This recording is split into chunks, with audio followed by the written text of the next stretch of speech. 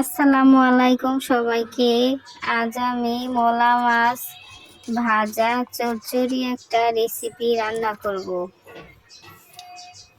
এই মলা মাছ চচ্চড়ি খেতে খুবই সুস্বাদু। আপনারা বাসায় সবাই ট্রাই করবেন।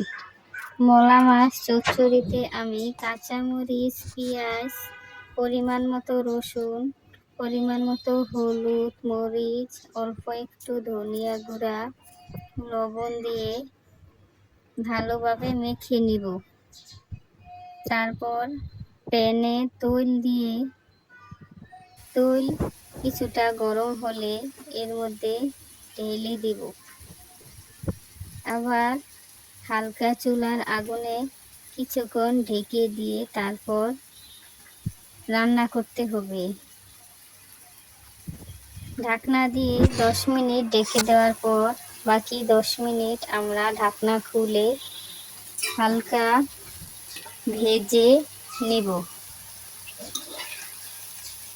তারপর যে যেরকম ভাজা পছন্দ করেন ওই রকম ভাবে রান্না করে পরিবেশন করতে পারেন। ওকে, আমার মলা মাছের ভাজা চচ্চড়িটা ফলো করবেন এবং বেশি বেশি করে সাবস্ক্রাইব করবেন। আল্লাহ হাফেজ। ভিডিওটি দেখতে থাকুন।